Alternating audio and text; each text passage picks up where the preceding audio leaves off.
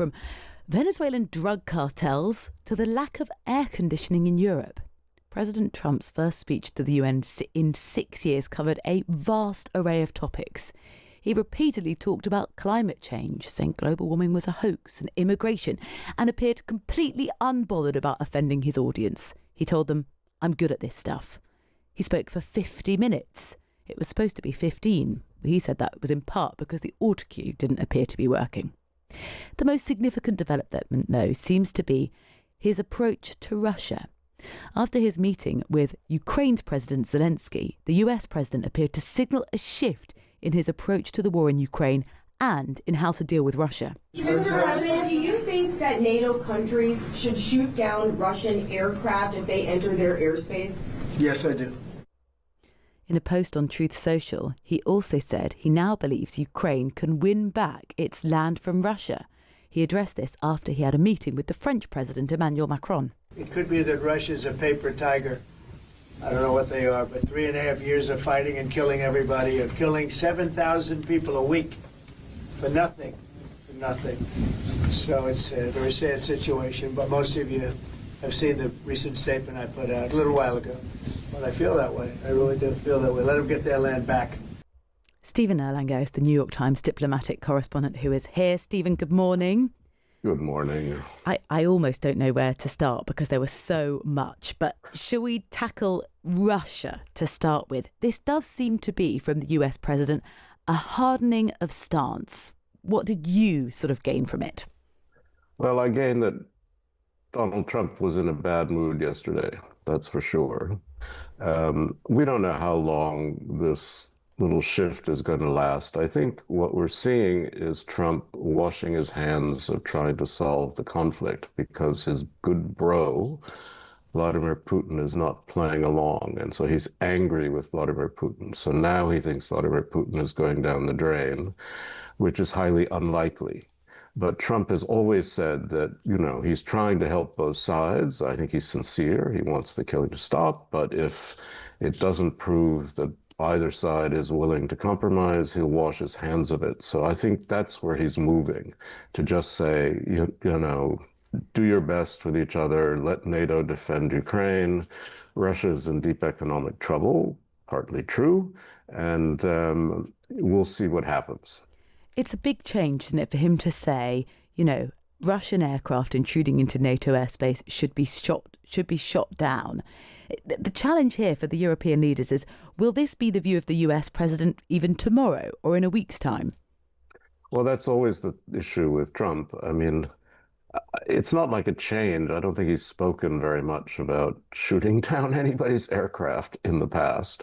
You have the Polish foreign minister saying that the next time Russian drones or planes or whatever come into Poland airspace, they will shoot it down. The Russians did test with unarmed drones made of foam and construction paper, and some of those were shot down. I don't think Russia has much intention of sending real aircraft into Poland.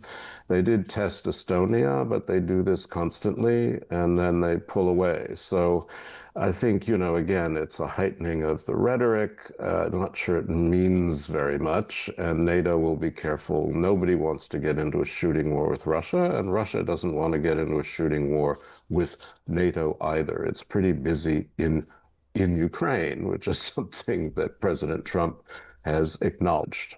But then for the president of Ukraine, Volodymyr Zelensky, he hears the US president saying, actually, Ukraine can win back their land. That does feel a departure from the meetings that Donald Trump was having with Zelensky and all the other European leaders at the tail end of the summer. Totally. I mean, even a few days ago, his officials were telling the Ukrainians, you better take this deal, you better take this deal. So I don't know. I just think Trump gets into moods. He's angry with Putin. He's not happy with the way it's going. He thinks Zelensky's been very brave. He's come to almost like Zelensky. Zelensky, of course, is very careful now to kowtow to Trump whenever possible and thank him effusively for everything. And so, I don't think Ukraine's about to win back all its land, but given enough time, and if the Russian economy collapses, Who knows? But it's quite clear that Donald Trump isn't going to do much to help it. What was he trying to achieve yesterday? There was a lot of telling people what they should think about him, saying, look, I'm really good at this stuff. I've resolved 7 unendable wars. And his criticism was so stinging of the UN. What do you think his motivations were? I don't know. I think he's at this point in his life where he just says what comes into his head. I mean, this is like the greatest hits of Donald Trump. I mean, this is very familiar to people who often listen to him. He goes on about windmills. He goes on about climate change as a hoax. He makes up figures. He exaggerates things. He's very, I would say, almost vituperative and insulting toward colleagues. Particularly, he thinks Europe is going down the drain because of migration. He has in his head that Sadiq Khan in London is about to impose Sharia law on everybody, which is a total nonsense.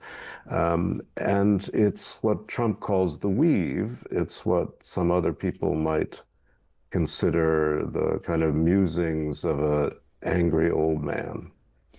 And all the other people watching that speech have got to negotiate with, work with, have diplomatic relations with that man. How complicated is that after he says things like, your countries are going to hell to the European leaders? In a funny way, I don't think it's all that complicated because they do a lot of their negotiations through Marco Rubio, who is a much more traditional figure and who is trying to please Trump, but also trying to keep the United States relations with other people in relatively good order. I mean, I think people know how to deal with Trump. They flatter him, they listen to him, they acknowledge his great wisdom, and then they push him as much as possible on the issues that matter to them. I think Macron's done a good job with this. Keir Starmer has.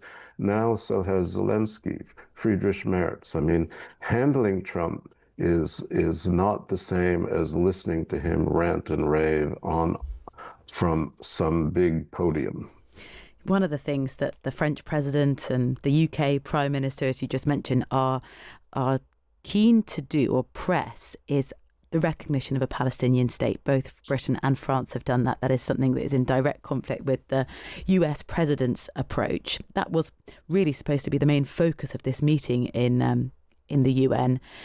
How much do you think Donald Trump's speech has maybe undermined the effort to be able to have more unity as a group of countries in terms of what they want to do next in Gaza? Well, Trump was never going to recognize a Palestinian state. He doesn't believe that's a good idea. The Germans don't either, by the way, or the Italians. And 147 countries had recognized Palestine as a state 2 weeks ago. And now 3 or 4 more have, including Britain and France, which are obviously big, but does it create Palestinian state out of nothing? No.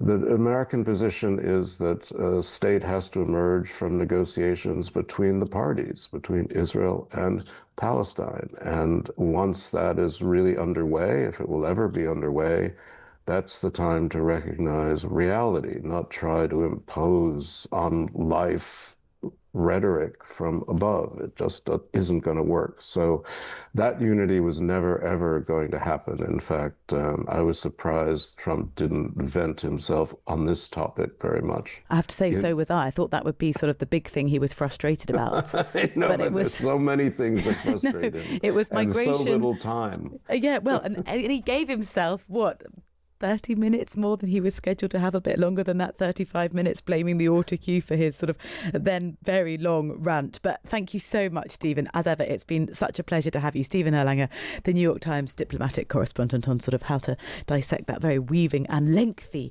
speech from the US president yesterday.